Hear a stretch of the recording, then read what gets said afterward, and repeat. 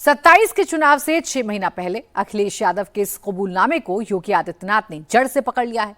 योगी ने 27 के चुनाव में सपा के सफा हो जाने की भविष्यवाणी कर दी है। ऐसे समय जब यूपी में आरक्षण पर नया रण छिड़ने लगा है, एमवाई और परिवार पॉलिटिक्स के सेंटर में आ गया है। क्या अखिलेश यादव का परिवार ही सपा को बचाएगा, या क्या 27 के चुनाव में सपा का सफाया हो जाएगा? कई दल टूट गए। कभी सोचा आपने समाजवादी पार्टी क्यों नहीं टूटी? क्योंकि उसमें 5 सांसद एक ही परिवार के थे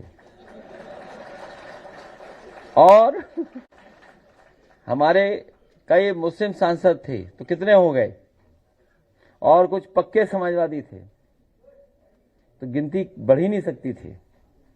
तो कभी कभी परिवारवाद का लाभ भी होता है, ये भी बता रहा हूं मैं आपको। बबुआ ने आज एक बयान दिया है, कहा है कि जब हमारे परिवार के सभी लोग सांसद हैं इसीलिए तो सपा सपा बनी हुई है। हमने कहा अब सपा इसलिए सपा है क्योंकि जनता उसको अगले चुनाव में साफ ही कर देगी, हमेशा के लिए ही। यूपी में किसका एमवाई चलेगा, योगी का या अखिलेश का? अखिलेश का एमवाई पुराना है, जिसे अब वो पीडीए बोलते हैं। हमारा जो गठबंधन है वही रहेगा, जो हमारा गठबंधन है वही रहेगा।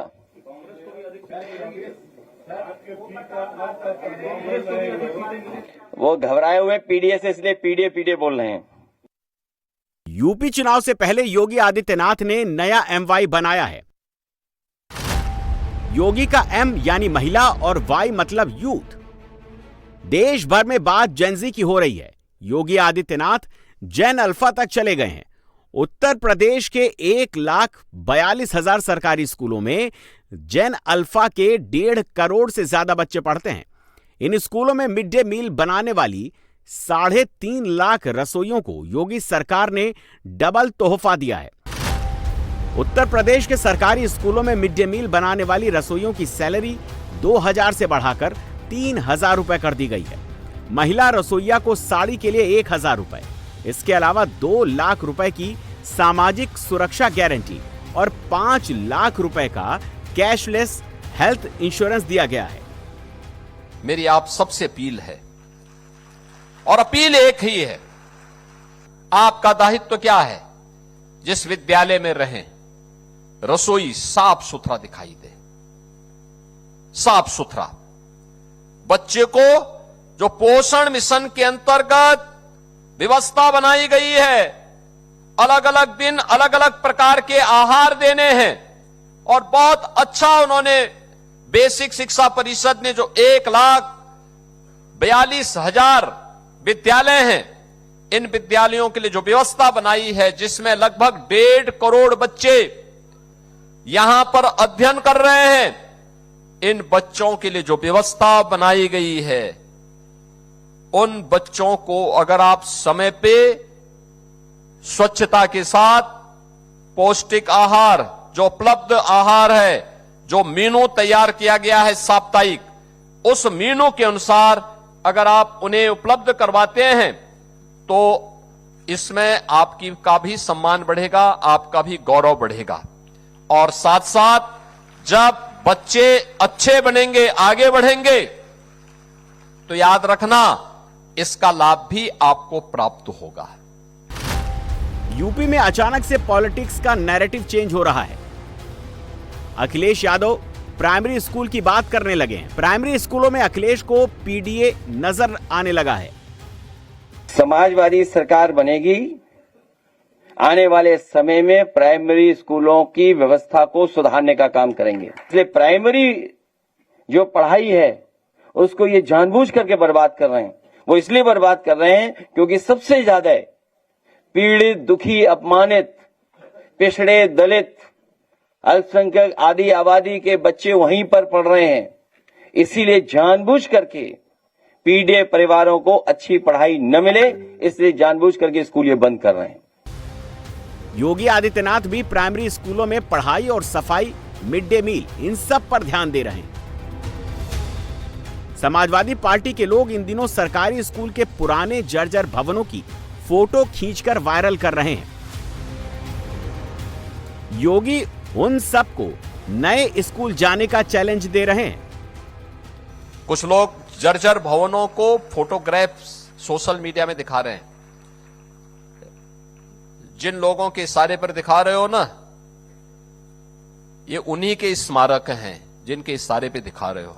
हमारे यहां जाना है, प्रोजेक्ट अलंकार के अंतर्गत जो नए भवन विद्यालयों के बने हैं, ये आज की नई शिक्षा व्यवस्था की जो नकल मुक्त, अकल से युक्त शिक्षा प्रणाली का आधार बन रहा है और समय सीमा के अंदर परीक्षा होना। 17 के पहले 3 महीने परीक्षा में लगते थे, 3 महीने परिणाम में लगते थे, तो 6 महीने तो यही गायब हो गए। 3 महीने अन्य अवकाश में और कर्फ्यू में व्यतीत हो जाता था। 3 महीने भी नहीं मिलते थे बच्चों को पढ़ने के लिए। और अब 14 दिन में परीक्षा, अगले 14-15 दिन में परिणाम। लखनऊ में अचानक से रिजर्वेशन वाली आग भी सुलगाई जा रही है। चुनाव को जाति पर खींचने के लिए आरक्षण वाला दांव अखिलेश के कितना काम आएगा, इस पर आगे बात करेंगे। सबसे पहले बात समाजवादी पार्टी के परिवारवाद की। 2024 के लोकसभा चुनाव में समाजवादी पार्टी ने कुल 5 यादव कैंडिडेट उतारे। मुलायम सिंह यादव के अपने परिवार के थे। संयोग से सपा के ये 5 यादव कैंडिडेट जीत गए। कन्नौज से अखिलेश यादव, मैनपुरी से डिंपल यादव, आजमगढ़ से धर्मेंद्र यादव, फिरोजाबाद से अक्षय यादव और बदायूं से आदित्य यादव सांसद बनकर लोकसभा पहुंचे। 24 के लोकसभा चुनाव के 2 साल बाद 2026 में सियासी दलों में बड़े पैमाने पर टूट फूट हुई। बंगाल में ममता बनर्जी की टीएमसी टूट गई। ममता के 28 में से 20 सांसद टूटकर एक गुमनाम सी पार्टी एनसीपीआई में शामिल हो गए। महाराष्ट्र में उद्धव ठाकरे की शिवसेना दूसरी बार टूट गई। शिवसेना के 9 में से 6 लोकसभा सांसद टूटकर एकनाथ शिंदे की पार्टी में चले गए। लेकिन अखिलेश यादव की समाजवादी पार्टी नहीं टूट पाई। कोशिश बहुत की गई।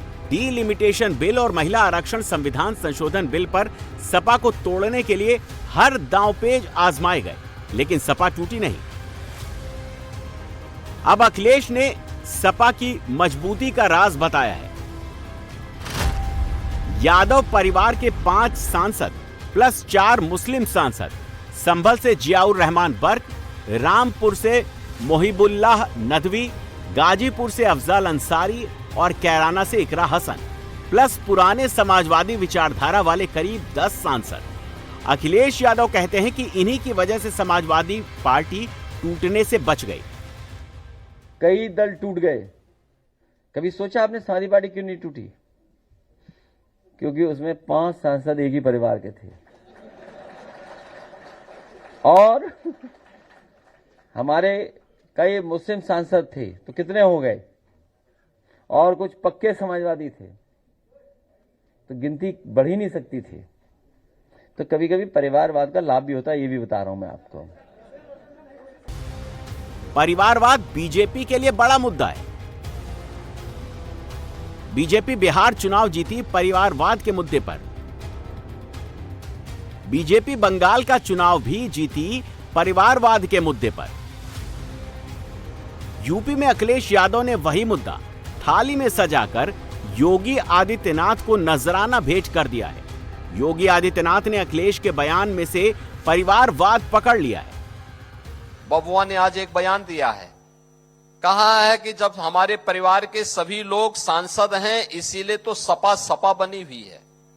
हमने कहा अब सपा इसलिए सपा है क्योंकि जनता उसको अगले चुनाव में साफ ही कर देगी, हमेशा के लिए ही। एक गरीबों का शोषण करते हैं केवल अपने परिवार की खातिर। इन्होंने लूटा है, प्रदेश को गुंडा प्रदेश बना दिया था, गरीबों की जमीनों पे कब्जा करते थे, बेटी की सुरक्षा में सेंध लगाते थे, कोई सुरक्षित नहीं था, रोज दंगा, रोज फसाद। पर्व और त्योहार के पहले लोगों की खुशी छीन ली जाती थी। आज आप देखते होंगे कोई बेटी की सुरक्षा में सेंध लगाएगा, किसी बहन को छेड़ेगा, तो मान के चलिए कि यमराज के घर जाने का उसका रास्ता तय हो गया है। यूपी में 12 से 14% यादव आबादी होने का अनुमान है। प्रदेश की आबादी में यादवों की तादाद 2.5 करोड़ के आसपास है। यादव वोट खुल्लम खुल्ला समाजवादी पार्टी को एक तरफा मिलता है। 2022 के यूपी विधानसभा चुनाव में 83% यादव वोट सपा गठबंधन को मिले थे। केवल 12% यादव वोट बीजेपी के एनडीए गठबंधन को मिले थे। 2024 के लोकसभा चुनाव में यूपी के अंदर 82% यादव वोट सपा और कांग्रेस के गठबंधन को मिले। 24 में केवल 15% यादव वोट बीजेपी और एनडीए गठबंधन को मिले। यूपी में इतने यादव वोट हैं, लेकिन जब यादव को टिकट देने की बारी आई तो अखिलेश यादव ने केवल परिवार को देखा। 24 में लगा कि ऐसा संयोग से हो गया होगा।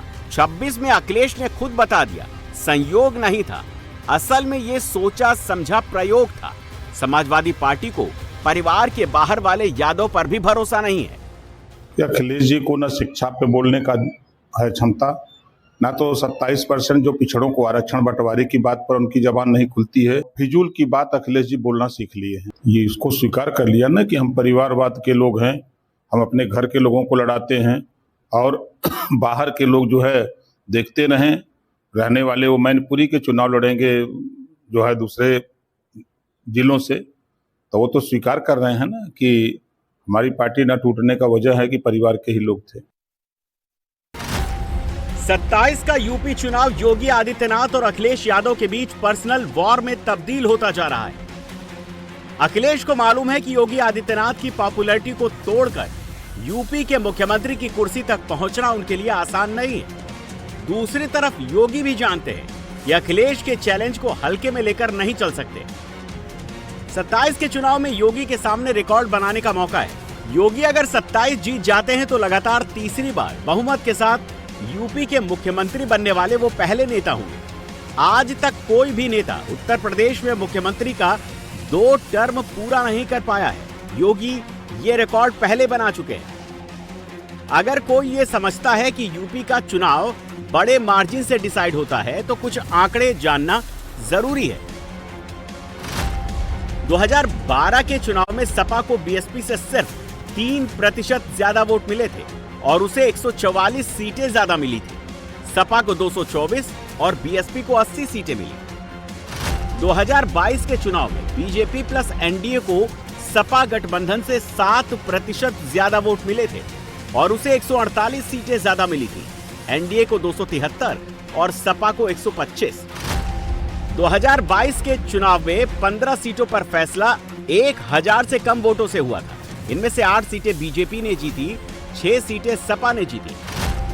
2022 में 99 सीटें ऐसी थीं जहां हार जीत का अंतर 1000 से 10,000 वोट के बीच था। इनमें से 55 बीजेपी और 35 सपा ने जीती। 2024 के लोकसभा चुनाव में अखिलेश यादव बीजेपी को सरप्राइज दे चुके हैं। 27 में योगी वैसा कोई सरप्राइज नहीं चाहते। 2017 के पहले एक गरीब के बच्चे नंगे पैर स्कूल जाने के लिए मजबूर होते थे। भीषण गर्मी में तपती हुई पत्थर हो या भीषण सर्दी में ठिठुरती हुई जाड़े में नंगे पैर बेटियों को, बच्चों को स्कूल जाना पड़ता था। आज उनके लिए जूते मोजे की व्यवस्था है, स्वेटर की व्यवस्था है, यूनिफॉर्म की व्यवस्था है, बैग और बुक्स की व्यवस्था है। इन सब के लिए चिंता करनी पड़ती है।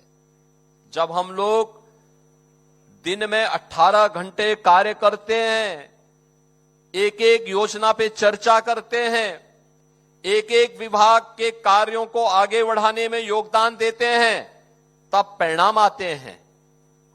और जब बबुआ की तरह ही कोई 12 बजे सो के उठता, 2 बजे तक तैयार होता, 5 बजे जिम जाता और फिर 7 बजे वापस आकर के उनकी अपनी महफिल जम जाती, तो कहां प्रदेश के लिए समय है?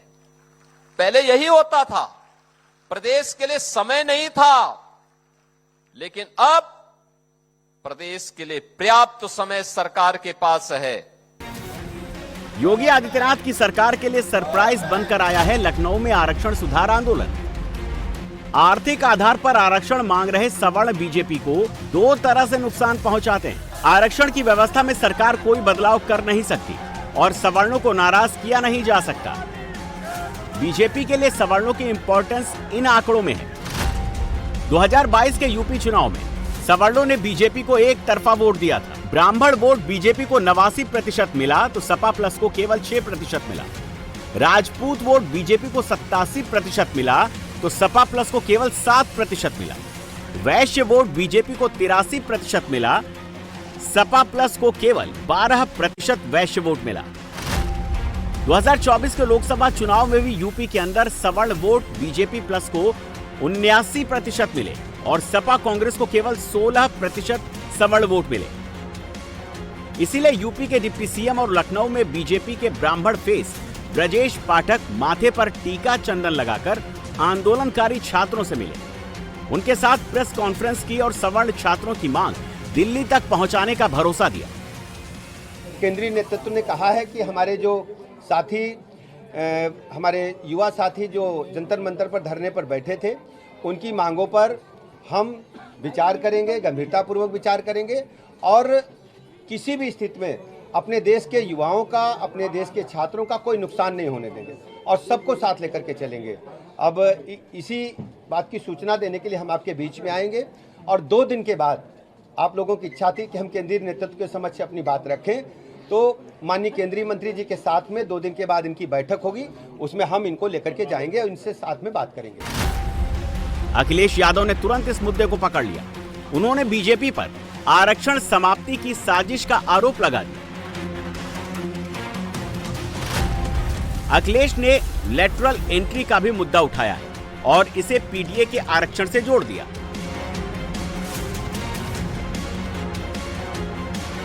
बीजेपी आरक्षण की पिच पर डिफेंसिव होकर बैटिंग कर रही है। यह ऐसा मुद्दा है जिसमें बीजेपी की सहयोगी पार्टियों का भी हित जुड़ा हुआ है। जहां तक मैं आरक्षण की बात करता हूं, दलितों की समानता, आज भी समानता नहीं है। मैं आईपीएस अफसर हूं, लेकिन मैं भी असमानता अब भी महसूस करता हूं। पढ़ाई में मैं तो पेड़ के नीचे पढ़ा हूं। मेरी पढ़ाई, अब एक बच्चा जो पेड़ के नीचे पढ़ रहा है, झोपड़ी में रह रहा है, और एक बच्चा जो एसी में रह रहा है, उसकी माँ एसी में रह रही है। हमारी माँ तो कंडे पाती थी, गोबर पाती थी, तो उस बच्चे की तुलना आप कैसे कर सकते हैं? तो समानता के लिए आरक्षण जरूरी है। जहाँ तक समीक्षा की बात कर रहे हैं, 10% सवर्णों को भी आरक्षण मिल रहा है। देखिए, मुलाकात कराना अलग बात है। हम लोग आरक्षण के समर्थक हैं, क्योंकि हम लोग जो 27% रिजर्वेशन पिछड़ों को मिल रहा है, आज नाई को हिस्सा नहीं मिला, प्रजापति को नहीं मिला, विश्वकर्मा को नहीं मिला, आर्य कर्क बंसी बंजारा बहलिया खंघार को नहीं मिला, जोल्हा दुनिया अंसारी साईं दर्जी फकीर को नहीं मिला। तमाम ऐसी जातियां हैं जिनको नहीं मिला है। कुछ मजबूत जातियां उस आरक्षण का लाभ लिए हैं। जैसे आपने देखा कि हाई कोर्ट ने भी कहा कि कोटे में कोटा किया जाए ताकि उनको भी लाभ मिले, तो हाई कोर्ट सर्वोपरि है। आरक्षण के हम लोग समर्थक हैं। आरक्षण चाहिए विकास के मुख्य धारा में आने के लिए। देखिए, पिछड़ों, दलितों, शोषितों, वंचितों के साथ ये लोग छद्मधारी लोग हैं। ये नाम पिछड़ों का लेते हैं, नाम पिछड़ों का लेते हैं, काम अपनों का करते हैं। पिछड़ों के लिए फंडामेंटल राइट दिया गया है। पिछड़ों, दलितों, शोषितों के लिए फंडामेंटल राइट दिया गया था। 10 साल के अंदर उनको विकास की मुख्य धारा में लाया जाए, पढ़ा लिखा के आरक्षण देगा। कांग्रेस बेईमान थी, फंडामेंटल राइट नहीं लागू किया, शिक्षा नहीं लागू की 70 साल तक।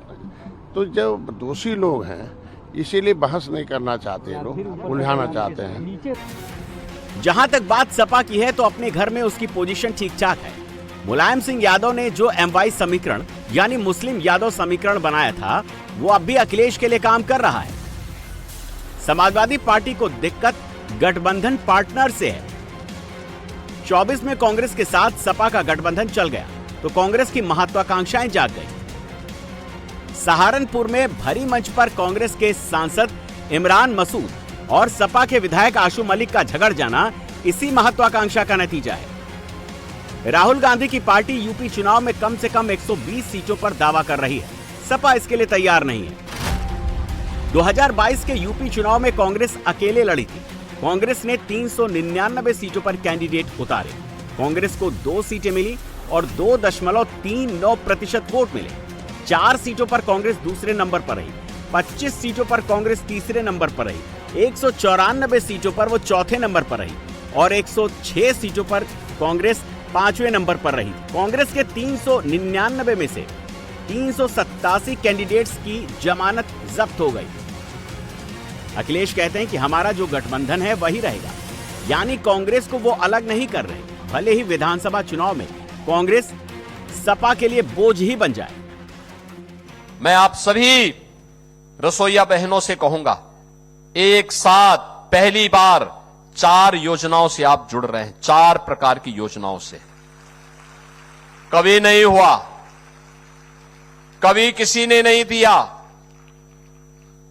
सपाई तो आकर के सबको निकाल करके अपने लोगों को बिठा करके फिर बच्चों के भी इस मिड डे मील पर डकैती डलवा देते थे।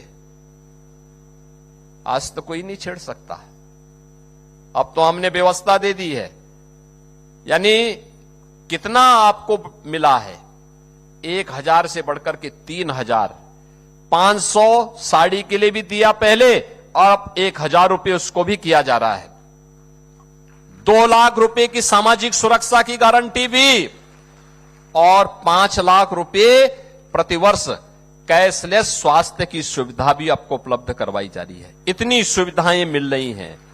इस सुविधा में अब शासन की अपेक्षा है बच्चों के लिए पोषण, पौष्टिक आहार तैयार करिए, विद्यालय के वातावरण को स्वच्छ सुंदर बनाने में अपना योगदान दीजिए। बाकी बीजेपी की डबल इंजन सरकार पर विश्वास करिए, सरकार आपकी सभी समस्याओं का समाधान करेगी। यूपी चुनाव में अब 6 महीने से भी कम का वक्त बचा है। योगी लगातार दौरे कर रहे हैं। अखिलेश अभी दौरे का प्लान बना रहे हैं। योगी चुनाव को धर्म और डेवलपमेंट पर ले जाने की कोशिश कर रहे हैं। अखिलेश चुनाव को जाति और आरक्षण की तरफ खींचने का जुगाड़ लगा रहे हैं। यूपी में जिसकी गोटी सही बैठ जाएगी उसे चुनावी रेस में शुरुआती बढ़त मिल जाएगी।